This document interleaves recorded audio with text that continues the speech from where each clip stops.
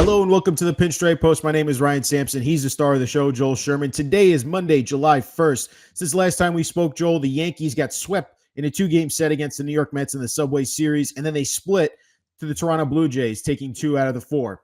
So, Joel, I want to start off with first pitch, but before we get to any of that, how you doing? I'm doing well, Ryan. How about yourself? I'm doing well. We're getting ready for the holiday week this week, 4th of July. It's finally nice weather out, and I'm pumped. I'm excited. It's gonna be a nice week this week, I feel like. Yeah, and it is, the All-Star game is the traditional halfway point, but everybody's kind of reached 81 games now, pretty much at this point. So it's half a season. And you know what nobody could say anymore? It's early. Yeah, it's true. It is early. What I do want to talk about, though, with first pitch is the Yankees offense. So struggled tremendously against the Mets. I should say not Darren Judge, obviously, and Juan Soto, but the rest of the lineup, the 4 through 9 hitters were just not performing well. And then you saw a little bit of it in Toronto. You know, they exploded on Friday for 16 runs. They scored 8 runs yesterday in Sunday's game. The question I have here is what you're seeing with this Yankees team. We know the injuries to Rizzo and Stanton have affected this lineup. But what you're seeing right now, is there some sort signs of life that you're seeing in this Yankees lineup, or is this 4 through 9 just going to be hit or miss? We really don't know, and they're just trying to piece it together as best they can until they get those veterans back in Rizzo and Stanton. Yeah, well, let's remember Rizzo wasn't exactly hitting when he was playing, so waiting for Rizzo, I'm not sure what that brings to them. And always, I thought the Yankees had this problem, especially in 2022. I thought they fooled themselves when they said, we led the league in scoring. I thought it was much about Judge, a one-man crew, having a historic year. I also thought they were the kind of team that would score 14 one day and 0 the next, and then they would say, well, we're averaging 7 runs a game. And I'd be like, right, but you win the game, you score 14, and you lose the game, you score 0. This kind of wave, you're shooting for 5. 5 and more, you generally win a baseball game. And that's the number where it was. I wonder if I throw out, and Tommy, you're in the background someplace. If you think you know what these two numbers are, let me know. One is a 302 average and an 878 OPS. And the other is a 273 batting average and an 809 OPS. Would you like to take a shot at what that is? 302 and 878, 273 and 809. Is the first one Darren Judge's month in June? No. He was much better in June than 302, 878. Yeah, geez, he had like a 878 slugging percentage. I'm just OPS. So I'll tell you what it is. Yeah. That was the second half numbers for Gleyber Torres and DJ LeMahieu last season. Ooh. So it wasn't some ancient history where these two guys were good hitters for a sustained period of time. It was the second half of last season. It's one... I understand that forums like this are about defined black and white statements. He's great, he's done, etc. But we do see, last year DJ LeMahieu had a Jekyll and Hyde season. He wasn't very good in the first half, and he was very much like a kind of prime DJ LeMahieu in the second half. The ball obviously came off his bat better in Toronto. The at-bats were better. You could just... LeMahieu's a balance hitter, and you could just, I would say Ben Rice has to play every day for me until he shows he shouldn't play. And part of it is just he never looks off balance at the plate. It looks like he's reading the ball well. Now, what hasn't come, he hit the heck out of the ball yesterday, is a lot of power, but he's walked more than he struck out, and he's just having good at-bats. So can DJ LeMahieu and Gleyber Torres, who both really awoke here in Toronto, is that a sign? If they have those second half numbers in conjunction with Judge and Soto, who you expect just to be great players at all time, if and when Stanton or Rizzo come back, now you have 4 guys going round and round. Most teams don't have that. The Dodgers, as good as they are, a very top-heavy lineup. Would you like to have more where Verdugo gets going and Volpe, who's kind of been very much this season? When he's good, he's very good, and when he's bad, he's very bad. Yeah.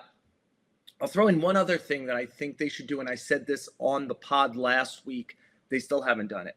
I think when he doesn't catch, Austin Wells should DH.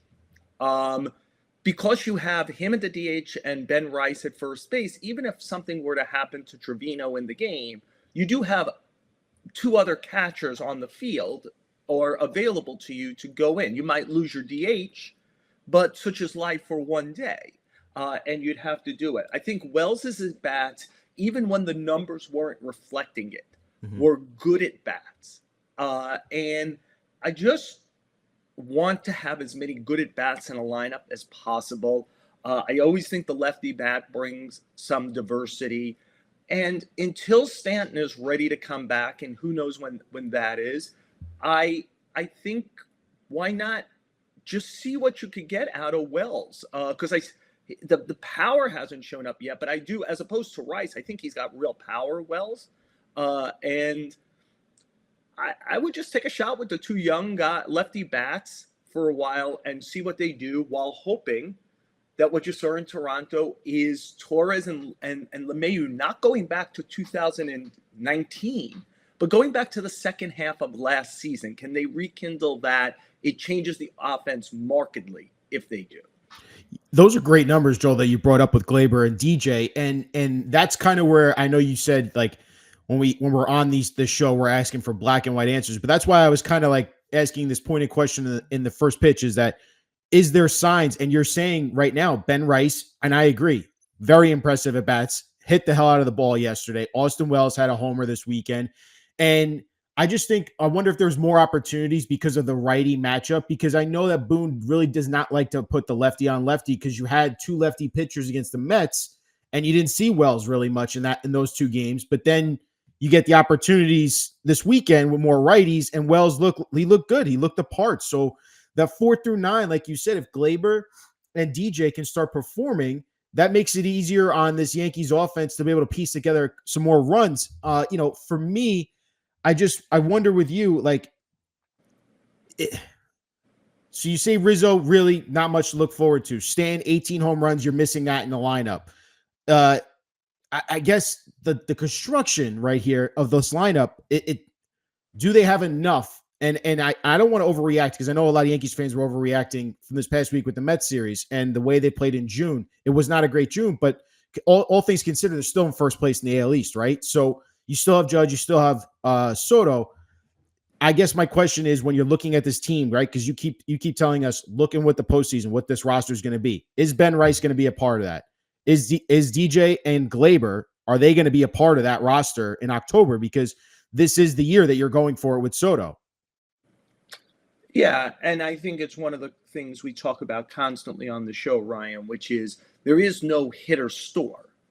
We know the universe of potential sellers, which I assume will expand over the next few weeks. Like, the Yankees could do something in the next few days against the Reds to help expand the sellers. The Reds are kind of teetering right on the are we in this or are we not situation. Yankees go ahead and beat them up over the next few days. It starts pushing Cincinnati towards something. The fact that Toronto didn't, which I think was starting to lean towards being a seller, couldn't win this series against a beat down Yankee team a little bit, and it's just split it. Toronto's not in a split stage. They've got to start winning close to 2/3 to 3/4 of their games if they're going to try to make a case not to be sellers in the next 3-4 weeks. And so I think it's very sensitive, but the league-wide batting average is 241, 242. It's historically low. With all the rule changes, run scoring is not up. So everyone is having some level of offensive problems, outside of maybe the Orioles and maybe another team or two. And I just think bats that are not just supplementary bats are going to be hard to find. The Astros started to play a lot better. I don't think they were going to sell anyway. And now they're over 500 and in it. And I think they think Seattle's probably a soft division leader and that they have muscle memory of how to win a division. So I don't think Alex Bregman will get traded. I didn't think before, even when I was suggesting, he'd be perfect for the Yankees. But it's a lot easier to believe they're going to trade when they're 10 under than 1 over. And it's that sensitive time of the year where what happens in the next 2-3 weeks, these next 10, 15, 20 games, is really important. But even saying that, Reds fall out of it. Who do you want?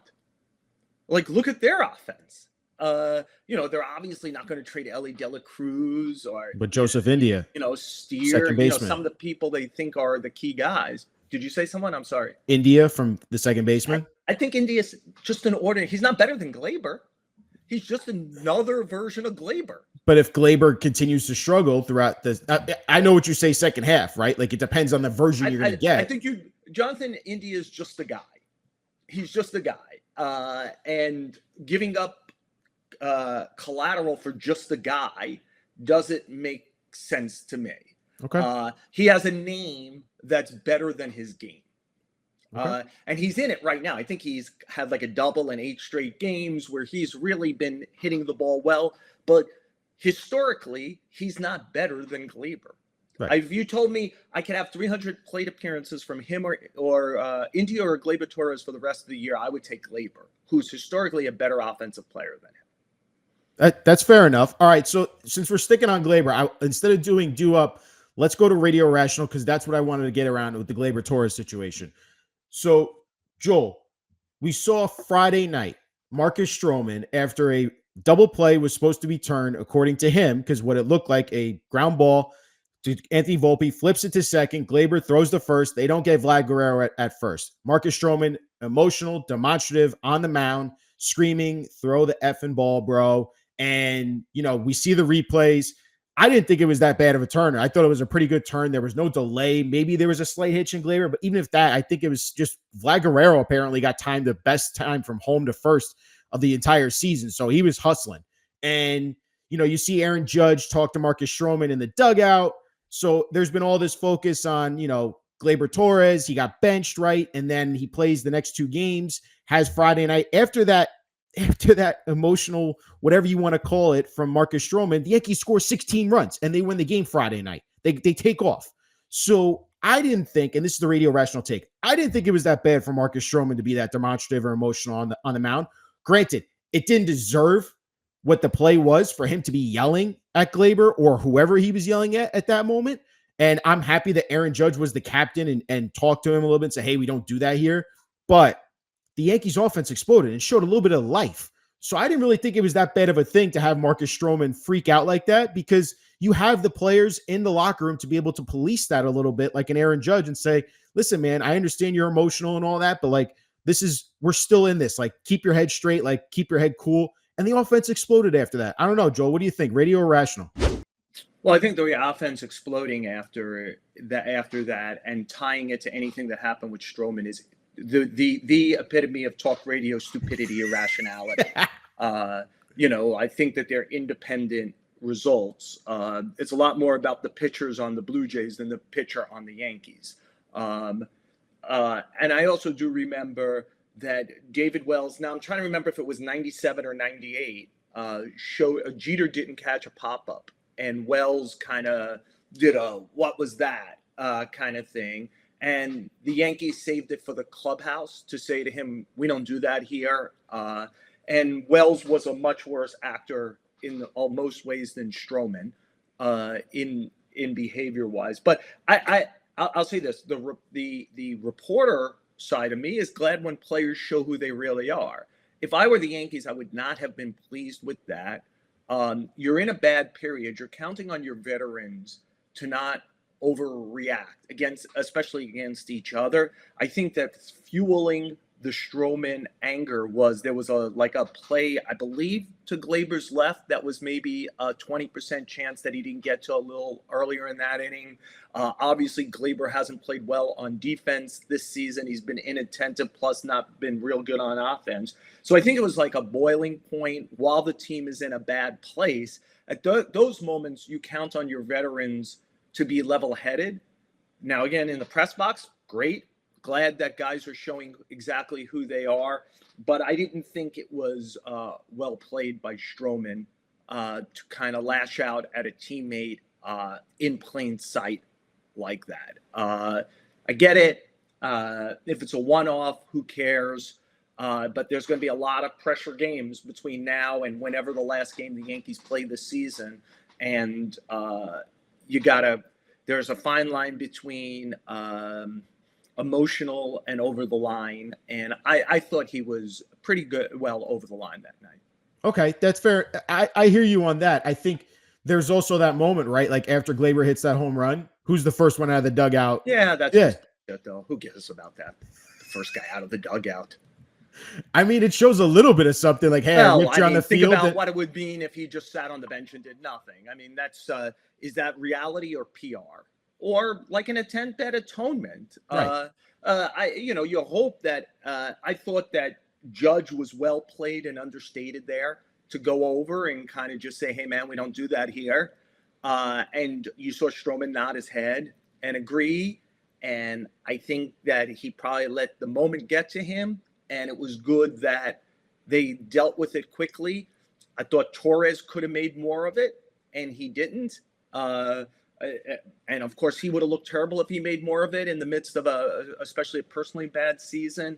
But so stuff like that, Ryan, like, oh, the offense exploded afterwards. He was the first guy out of the dugout.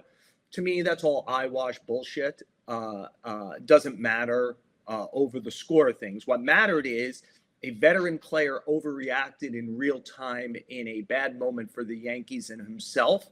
And for a team that is going to play much more pressurized games than late June against Toronto, you want your player, and there's going to be lots of mistakes made between now and the end of the year. You've got to have your veteran players level-headed and on the same page. And the fact that the Yankees quickly extinguished it, good for them, and probably says something about how much our business has changed over the years. Ooh, that's interesting. What you mean by that? What do you mean by the business has changed?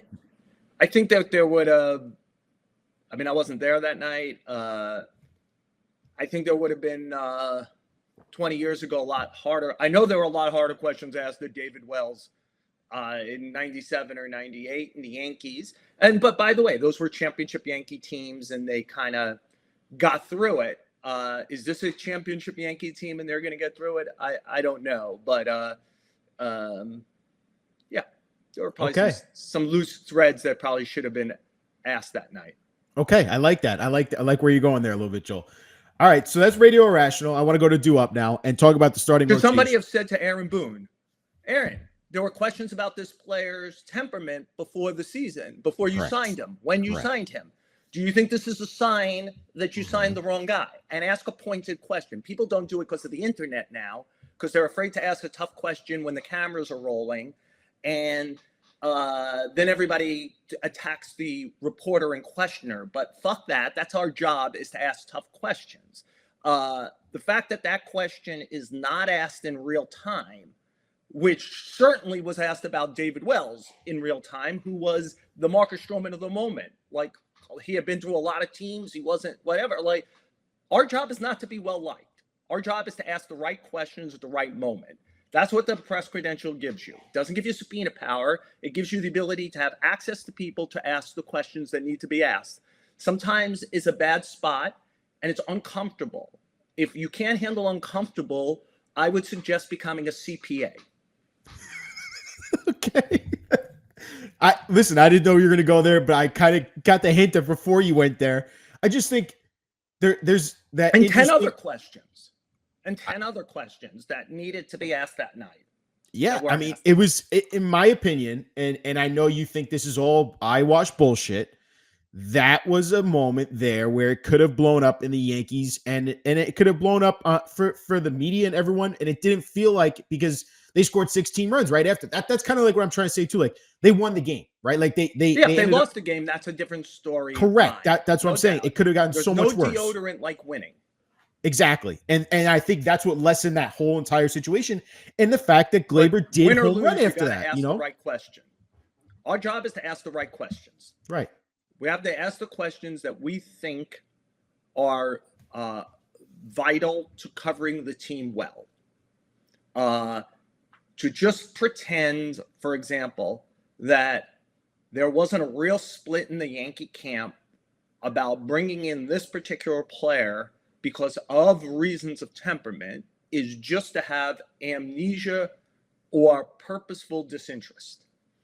And that's not our job. Our job. We're not cheerleaders. We don't, like this. It always comes down into this relationship that we have here on this webcast. You're fans of the team. I'm a reporter covering the team, all the teams. And my job is I don't care if they win or lose. Right. And trust me, my world is better when they win. It's an easier clubhouse to work. We usually sell more newspapers. People do more clicks in good times than bad times. Can't control any of that. The other day, I wrote for our Bulldog edition, which is an extra early edition, a column I really liked about the Mets. It's one of the things you learn not to do is root or care. The Mets were winning the game 6-1. I would have been able to live with a column I liked all night. The Mets lost the game to Houston. I've got to write a completely different column. What's it matter what's in the early editions of the paper? I've got to deal with the reality in front of me. I can't control the reality in front of me. And so you cover what's in front of you. We're movie reviewers. What is the movie about today? And how does it handle both history moving backward and potential history moving forward? That's our responsibility. Totally. To me, maybe I have it wrong. Maybe it seems much better to be a yeller and a cheerleader today, but that's how I think teams should be covered. I hear you, Joel. I hear you. And that's why I ask these questions to get your opinion on what happened, because you've been in those situations, right? Like, and you've seen it firsthand of, like you said, when David Wells did something like that, how did the clubhouse handle it? How did you ask those questions afterwards? And this was a situation where, granted, you say it's eyewash bullshit that they scored the 16 runs after and Gleyber, it's a home run. I just think that there was something there with Marcus Stroman, and I know we've seen the history with him. I don't know. We'll see how the future plays out with him. I just want to be careful. I said I think it's bullshit that the 16 runs had anything to do with the emotion of them. Correct. I don't think there was cause and effect. I think that the scoring of the 16 runs diminished the impact of the behavior and the kind of questions that were asked afterwards about the behavior. Totally understood there. All right, let's move to do up. Do up here. I got three things I would love for you to rank for most concern, and it's about the starting pitching from these three pitchers. Luis Gil struggled last time against the Mets. Carlos Rodon gets lit up against the Blue Jays, and then Nestor Cortes was okay, but again, has not been Nestor 2019 All-Star that we've seen in recent performances. If you were to rank the three of those and most concern that you have with the starting rotation, how would you rank that? Well, the least concerned by far is Cortes. When he's been durable, as he's been this year, he's been an above-average starting pitcher. He seems to pitch way better at home than on the road, for whatever that's worth. But he's a crafty guy. And I think when he's healthy, he'll at minimum figure out a way to keep your team in the game the vast majority of times. There's no question about, like, when we get to Rodon, like, can he handle this? He can handle this. So if he's healthy, he's a really, really quality mid-rotation kind of starter. Number 3 or 4. Will it ever be quite as high as 19? Maybe not. But you could give him the ball in a big moment. And the one thing you wouldn't say is, I think he lost today because he was afraid. Or I think he was overwhelmed by the moment. He doesn't seem that type. He's got a slow heartbeat and he can handle it. So I would push him to the side. His job is to be a good number 3 or 4 starter. And I think he has, especially with the innings pitched when Cole wasn't around, been incredibly valuable to them this season. Gil is a situation where he just might be hitting a wall. I was around the Astros this weekend. Their Ronald Blanco has pitched very well for them this year, but they have that concern as they've lost a lot of starting pitching. They've leaned on him a lot this year, and they're wondering what that looks like between now and the finish line, and especially if they get to the postseason. Maybe he's the rare guy who can handle a much more expanded workload.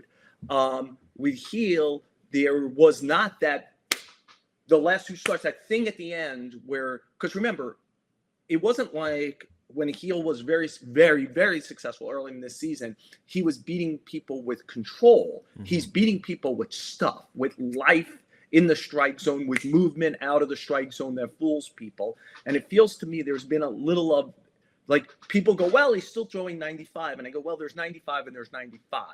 And there's some life to it. Like Cole had more life yesterday on the pitches than he did when he was like throwing 95 the other day. There was something about the spin, the deception, etc.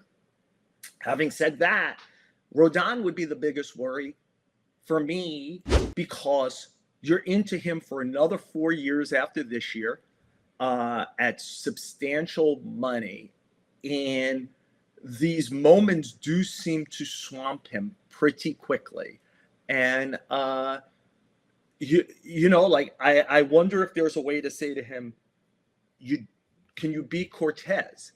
This idea that you're going to be the co-star with Cole, you never know what will happen. Maybe it will click at some point, but I'm not sure that he can get to that level. But can you be Cortez, which is, can you manage a game so that when you leave each start with an offense that has Judge and Soto has a chance to still win the game? You can't just be a black and white pitcher, which is I pitch very well and dominate, or I give you no shot whatsoever to win. Right. And there's some of that in him. The durability has been good this year. That is not the history. So we'll see. They really do, with the number of injuries they've had. It's a little injury, but Cody Petit as the sixth starter had helped them. At this moment, it isn't like you could say, well, we'll back off of Heel or we'll back off of Rodon. To who? Will Warren is struggling at AAA. Beater is hurt. Petit is hurt. There is not an obvious, we saw Yoandres Gomez, who had been their best starter at AAA, get beat up out of the bullpen the last time he pitched. So this is the starting pitching. They needed to stay healthy, and they needed to pitch well. On this show, I think a few times I mentioned earlier, it's something, at that moment, Yankee fans want to hear it.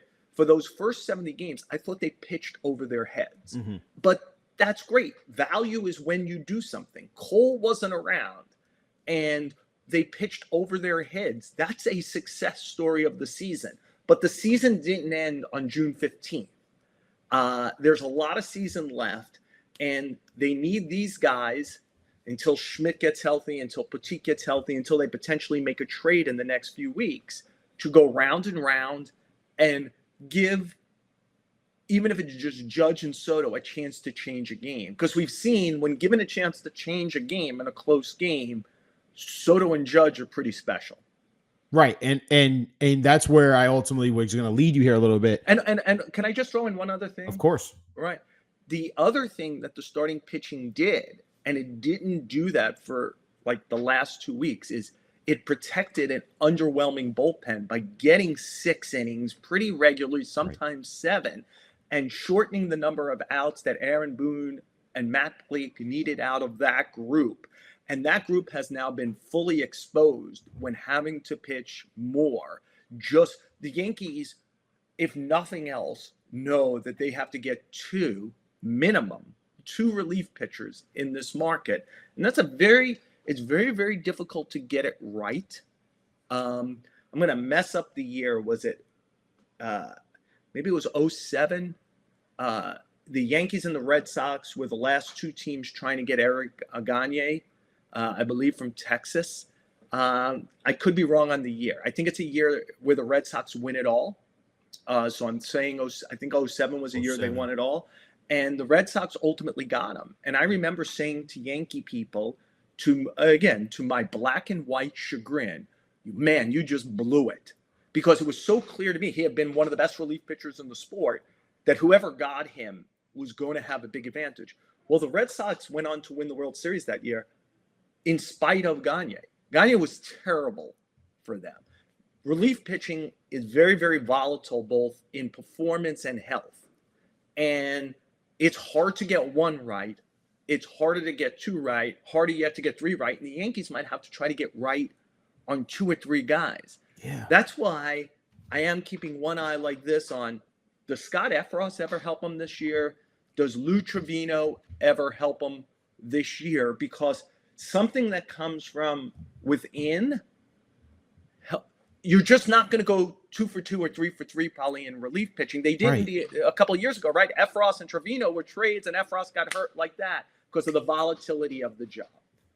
Yeah, and that's ultimately a great point by you, Joel, is that these starters aren't be able to give you length, and that is hurting the bullpen because you're seeing them exposed a little bit more with the flaws that they have. Rodon, though, recently 5 earned runs, 7 earned runs, 8 earned runs in the last 3 starts. We saw the emotion from him against the Braves when he got pulled in that game. You could see him; he was overcome, and I think you hit on something interesting there. Is the moment, right? The moment is to maybe getting to him a little bit there. I think he feels the pressure, and you kind of see it a little bit of, these guys are tagging my fastball because they know that they're spitting on the slider, and they see that fastball, they're jumping on it. And you saw it against the Blue Jays too. IKF was jumping on the fastball. I mean, these guys we know it's coming. We know the pitch that you're throwing here. And I just wonder, is there going to be a moment here where, like you said, there's nothing coming, right? There's nothing coming from the minors. So is there a moment when Schmidt does get healthy? Do you make that question? Let's say Heel gets past that wall a little bit and he starts to find that life on that fastball again, which, mind you, he's not been throwing as much in his recent starts in terms of quantity of pitches, right? What happens if he finds it a little bit more and he gets back to what not exactly what he was in the first half, but he gets a little bit more life to his pitches?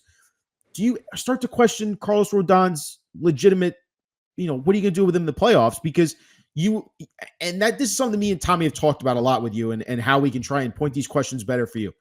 This team will make the playoffs, right? We are not concerned about that.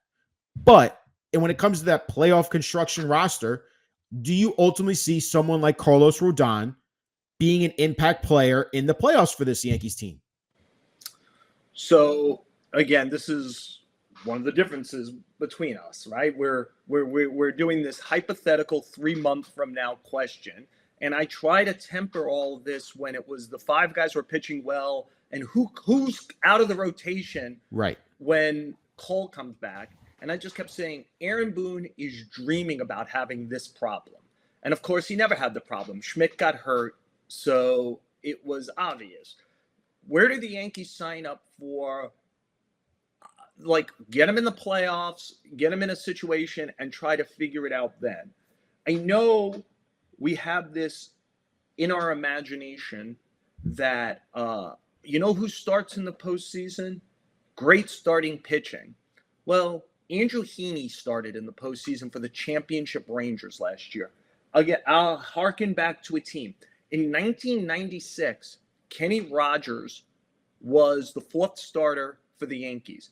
I don't think he ever got out of the 3rd inning in 3 starts. I only know it because it's a strange ERA. I'm almost positive his ERA in the 3 starts was 14.14. 1.4, 1.4, right? And you know what? The Yankees won all 3 games because they had a great bullpen and a very timely hitting team. There was a kind of special Yankee team and they won. So there's so much road between here and having to decide if Carlos Rodon can handle a postseason start, including, if you just had a bet, Ryan, do you think Carlos Rodon will make it to October 1st healthy? No.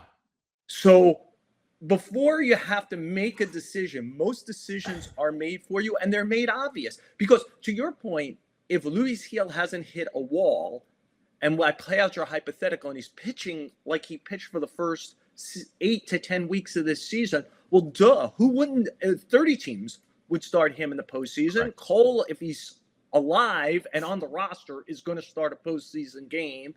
And I think Cortez, because he can handle it, and we've seen him actually pitch in the postseason and handle it, would pitch a postseason game. So that's 3. Your 4th starter, to the point of Andrew Heaney or Kenny Rogers, maybe starts once around and you bullpen the crap out of that game if you need to. So I think it's one of those, it's a great kind of cable talk radio question today, and it's going to be answered for Aaron Boone, and it's in real time. Totally understood. It's just there's a larger sample size with Rodon and what we've seen him in his Yankees short tenure, right? He struggled tremendously for most of his Yankees tenure besides the first 8 to 10 weeks this year. So that's kind of where we're at with it. We've seen him at his best with the Giants. We've seen him at his best. And we've seen him a little bit the first half of this year. But the majority of his Yankees tenure for a 6-year deal that he signed, it's not looking good. And at the end of the day, like you say, when you try to project and try to look ahead to the October, what the Yankees team is going to look like, I understand where you're giving examples of Kenny Rogers and those type of pitchers, Andrew Heaney. I wouldn't give Carlos Rodon the ball in October. That's plain and simple. I just don't think and that's what's scary about it. You gave him a 6-year deal, $30 million almost a year to be that type of pitcher. And I just don't know if you can give him the ball anymore. It's very Kenny Rogers, another lefty, another Scott Boras lefty, by the way, who like Rodon. And it doesn't sound like a lot today. Again, so I'm sure people who are watching this will factor. I think he had like a 5-year, $25 million contract, which was really quite something after the 1995 season. And they didn't want to use him. And ultimately, they trade him for Scott Brocious. The Yankees probably prayed that they could figure out a Carlos Rodon, Scott Brocious type trade at some point down the line like that. This is myopic, a word I use. If this was a Dodger webcast, we'd be talking about how do you spend as much money as they did on Yamamoto, and you bring in Glass now, and you got Kershaw back, and Buehler, and so they're running out of starting pitching in Los Angeles. The Dodgers, they've started with wow, we have 10 guys to get through the whole season, and suddenly they're looking at, if injury-prone James Paxton suddenly gets hurt right now, what are we doing? Right. So every team has a lot going on with it. Right. The Orioles are down 3 key starting pitchers for the whole season. That's the team the Yankees have to beat out. So everyone's dealing with stuff. The Yankees, historically, when they're good, figure out how to navigate it. People step up, like Cody Petit did for 2, 3, 4 starts for a while.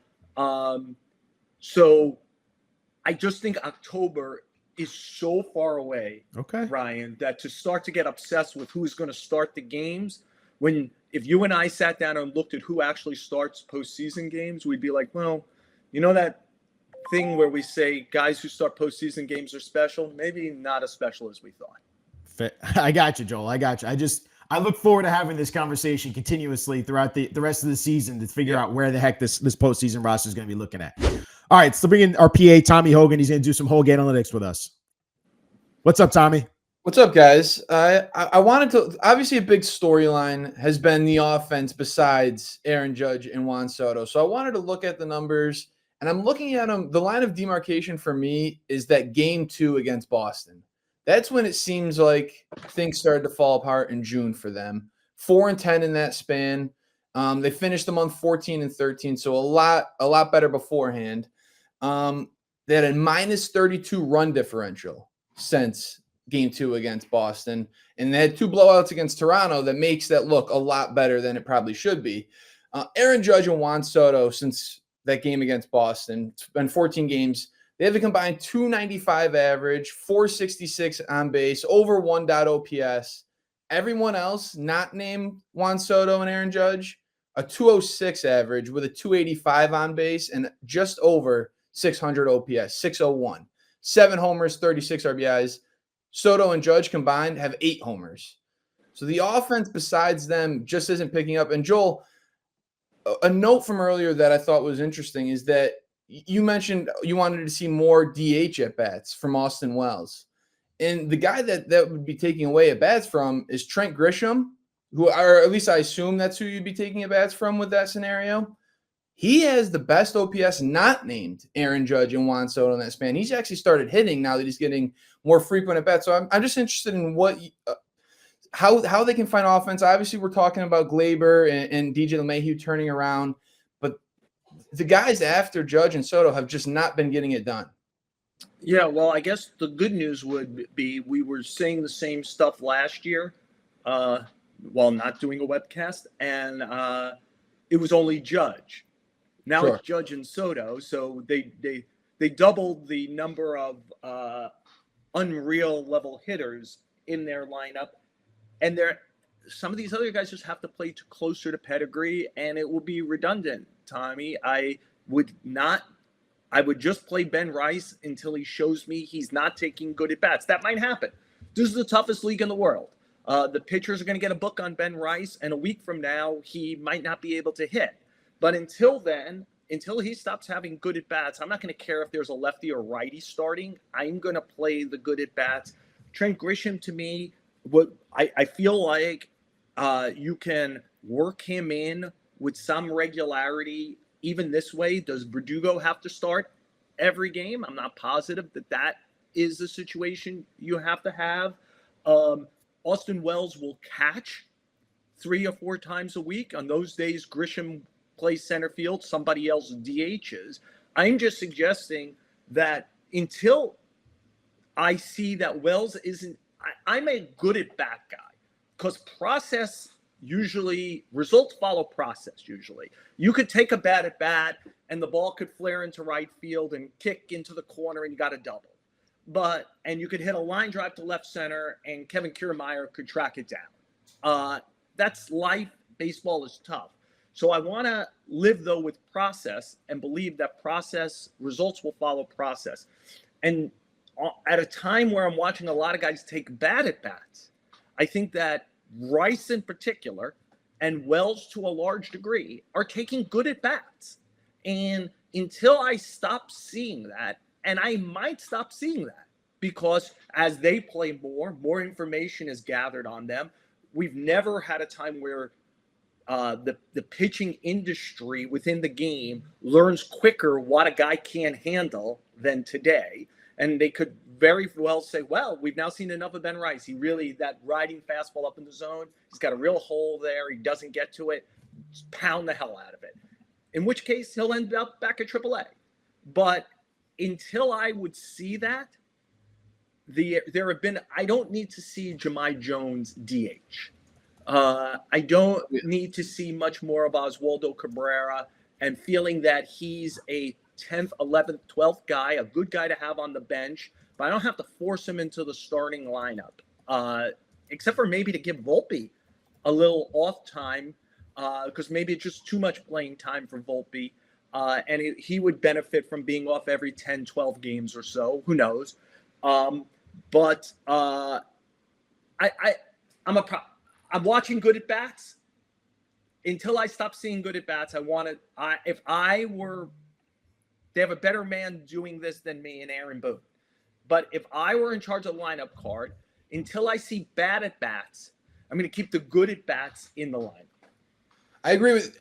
I know you don't like lineup stuff, Joel, but I think in this Yankees lineup, the guy that hits in front of Darren Judge and Juan Soto and the guy that hits behind him does matter. We saw early in the year moving Verdugo to clean up did change the lineup and did spark the offense.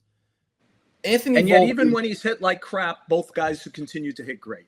But not the offense. The offense has completely stopped since Verdugo has slowed down. We saw in that game one against Boston. Which guy is hitting well enough that you would just shove him into? I mean, I'm not saying don't change the cleanup man. I might make it Wells. Well, the cleanup man. I was going more towards the leadoff hitter here, actually. I know we really hate Volpe and leadoff. It's not even that he don't.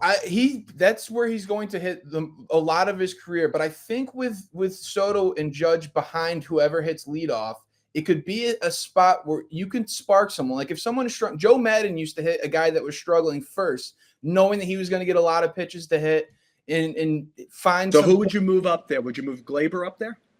What about DJ LeMahieu batting leadoff? That's a guy that when he gets on base, that changes the Yankees lineup, and that's a guy they really need to get going. Is that someone that you would think about hitting leadoff? Well, it's certainly what Aaron Boone was planning to do before LeMahieu got hurt in spring training. And I would, if you had to tell me I had to bet one way or the other, I would bet strongly he's thinking about doing it again. Okay. And Volpe batting leadoff takes away, like he's not able to steal bases batting leadoff. It takes away one of his most productive tools when he hits in front of those guys. And he's going to, if they sign Soto, he's going to hit in front of those guys for the next 5 to 10 years. But right now, it takes away one of his best tools. So maybe where the bottom of the order is struggling right now, you move him down, it brings more of his tools, and then you get a guy, maybe it's Gleyber, maybe it's even Verdugo, who sees a lot of pitches, makes a lot of contact. The double plays are crushing Verdugo right now because he's hitting behind those guys. Maybe he would hit well leading off. He's done in the past with Boston. I don't know, just something with the lineup right now. I think there is ways to spark it. Because what's going on isn't happening, isn't working. I'd be shocked if Boone isn't thinking seriously about all the stuff you're talking about, especially the 1 and 4. I think the 4 is in flux.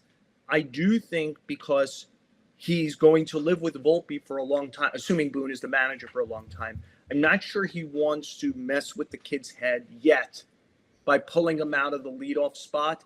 And as we've seen, Volpe is kind of a 2-week on, 2-week off guy. And he's in the midst of a 2-week off. Sure. And I think that Boone doesn't want to do this dance. Oh, he's hot. I'll move him back. I'll just go. But I do believe that Boone feels that LeMahieu takes great at-bats in front of good hitters, that he understands that he's going to be attacked. And I think he thought it was particularly impressive, as great as Judge was in, I want to say this was 22, that LeMahieu still drew a good amount of walks at a time where pitchers were like, I just can't walk this guy. Right? Judge is on deck. And I feel like walk should be a bigger part of Volpe's game. And when he gets big, he's out of the strike zone again. And to your point, not even putting himself in position to be on base, even if it's just to run around the bases when Soto or Judge hits the ball, but to put a threat on the pitcher. And I always thought that Boone made a special case about how disciplined and what good at-bats LeMahieu had when LeMahieu was locked in.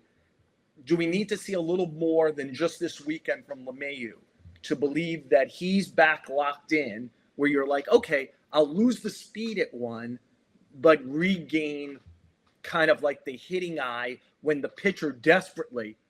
I mean, I think it's one thing that Volpe's losing, Tommy, is the pitchers do not want to walk you, right? Right. It's Soto and Judge, and yet you're out of the strike zone a lot, especially still on that slider. And so, I don't know, I'm not dismissing. I think that you're onto something. I think that the cleanup spot is certainly flexible. And I because of Volpe's importance moving forward, I'm not sure he wants to play with it. And I think he'd have to see a lot more from LeMahieu.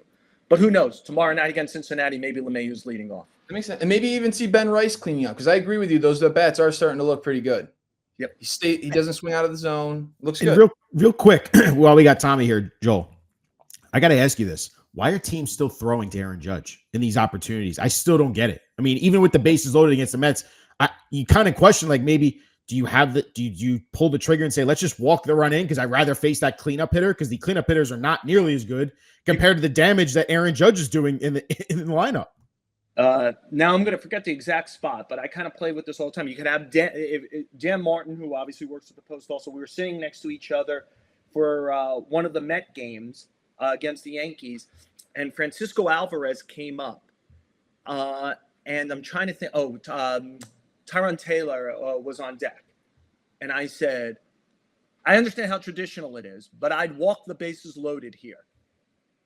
I'd walk the bases loaded. There's no way that, like, the most important thing that has to happen at this moment in the game is the Yankees give up no runs. They have a much better chance, bases loaded, no runs against Taylor, than first and second against Alvarez. Alvarez cranked a 3-run homer. You could ask Dan, I just said, and in a lot of these situations with Judge, I say, I understand it's not a traditional place to put him on, but I'll take my chances with Verdugo with one extra runner on base than Judge with one less runner on base.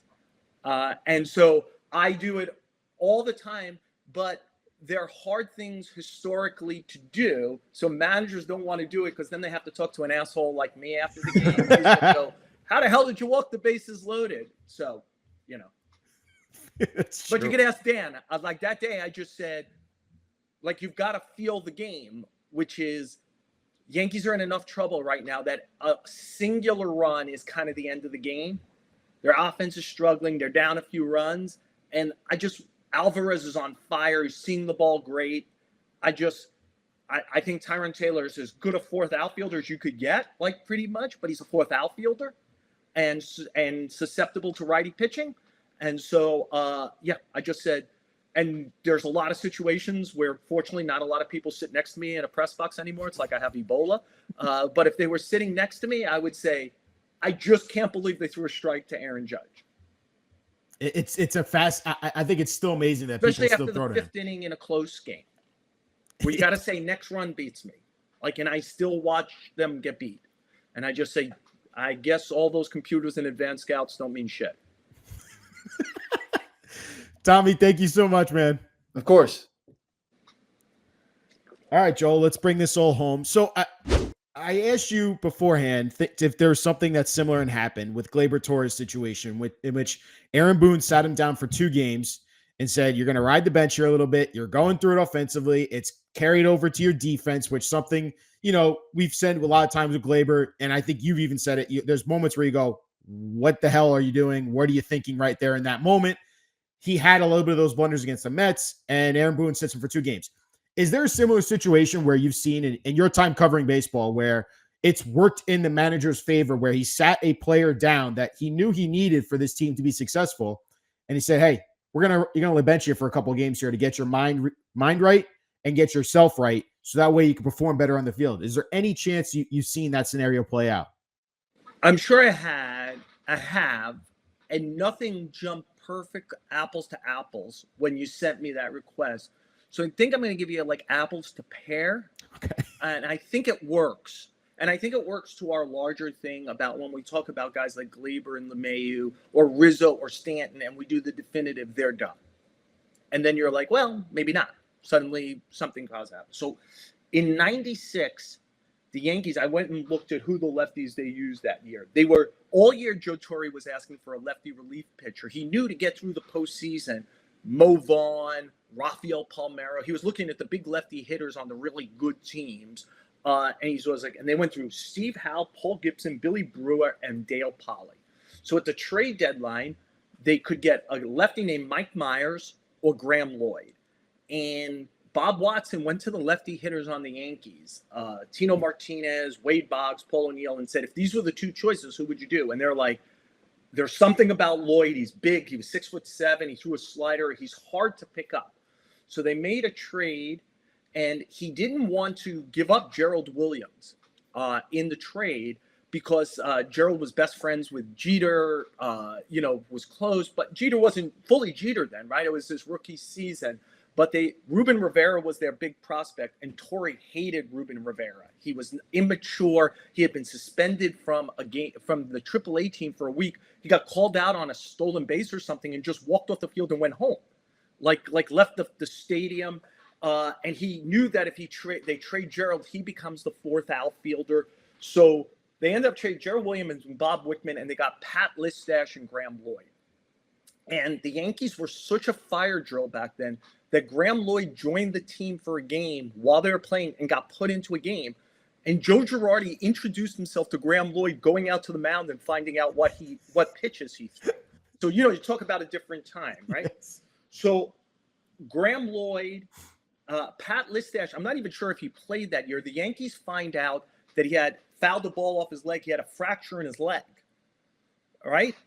And they find out while they have Graham Lloyd that about 2 weeks beforehand, they didn't know this. He had gotten a cortisone shot in his elbow. So they ended up getting 2 more players. Milwaukee threw them 2 more players. Ricky Bonas, who never did anything for them, and a guy from the minor leagues who they then subsequently find out had been sent home for spousal abuse. So think about this trade, because I'm going to give you Graham Lloyd's numbers for the rest of the season. They got him back when the waiver trade deadline was August 31st, and Milwaukee was in the American League. Okay. So they can make a waiver trade with them. He pitched in 13 games, Graham Lloyd, in the regular season. He pitched 5 2/3 innings over 13 games. He had a 17.47 ERA. He could not pitch worse. He was getting booed anytime he would warm up at the stadium. The question was even to put him on the postseason roster or not. And they decided to put him on the roster, and they don't win the World Series without him. Like, they gave him rest in September, backed him off because of the cortisone shot, etc. He pitched like 5 1/3. He gave up 1 hit in the postseason. Anybody who has a memory, especially a Yankee fan, can remember back to '96. A guy who could get Brady Anderson out in the ALCS. But most important in the World Series, Torre kept bringing him in to get Fred McGriff and especially Ryan Klesko out. And they could not give up no runs, no walks, one hit all postseason. The other guy, David Weathers, who they had gotten to be a starting pitcher, pitched terrible for them, also pitched great in the postseason. Their whole bullpen pitched great that postseason. It's one of the reasons they won. And so Graham Lloyd went from this guy I think about it all the time. One of my favorite books, it's called Adventures in the Screen Trade by William Goldman, who's one of the most famous screenwriters in the world ever. He passed away a few years ago, wrote All the President's Men, wrote Butch Cassidy and the Sundance Kid, Princess Bride, was the screen doctor on 100 movies you don't know he was a screen doctor on because he was so good at it. And in it, he wrote Nobody Knows Anything. And it's a reminder that we all think we know. And his point was, he wrote Butch Cassidy and the Sundance Kid, and the studio went all in, hated Butch Cassidy and Sundance Kids, and put all their money on a movie called Dirty Dingus McGee with Frank Sinatra. Well, you've never heard of Dirty Dingus McGee, but you have heard of Butch Cassidy and the Sundance Kid. And his point was, they didn't know they had one of the best movies in the history. They put all their money. And we think like, oh, Stanton will never hit again. But he did hit this year. And we thought after the first half last year, LeMahieu would never hit again. But he did hit in the second half. And certainly in 1996 was my first year as a columnist off of the beat. I was like, they can't put Graham Lloyd on the postseason roster. But if they don't put Graham Lloyd on the postseason roster, they don't win the World Series. And it's a reminder these are major league players who play at a high level. And most guys who fall don't get up. But some guys do get up. And it's why teams, when people are like, why are they still giving him at bats? Why are they still pitching him? Carlos Rodon is incredibly talented. I think it's going to be very difficult for him to succeed here. But we did see him succeed for 2 months. Mm-hmm. And it's not inconceivable he can succeed for 2 more months down the stretch at some point. And that's why I didn't know if it was perfect apples to apples, because they did back off of Lloyd. They didn't sit for 2 days kind of thing. But clearly Torre was like, I can't use him for a while. And it turned out that they were a champion, and he was a big part of the great team in '98 also, which had a brilliant bullpen, with him and Stanton and Nelson and Mendoza setting up Rivera, was as good a kind of 4-man setup crew as you could have. 2 lefties, 2 righties. They were all really good. And just a reminder that it's a black and white forum. This guy sucks. This guy's great. Trade him, trade for him. But not everything is linear when a guy goes down. And I don't think it's impossible that Torres and LeMahieu hit as well in the second half this year as they did last year. And if they do, the Yankees' chances to win the division and more go up markedly. 100%. And that's something I'm looking forward to. And I'm taking away from you, Joel, is hopefully we can get Gleyber and DJ going. 81 games into the season. We're halfway there. I appreciate you as always, Joel, for sharing your insight, your knowledge, your stories about the past. And I'm looking forward to talking more Yankees baseball with you next week, man. Yeah, we're almost to the All-Star break. I think last show before the All-Star break, right? Next week? I believe so. Yep, that's right. Yep. Joel, you're the man. Thank you so much. All the best, Ryan. All the best, Tommy.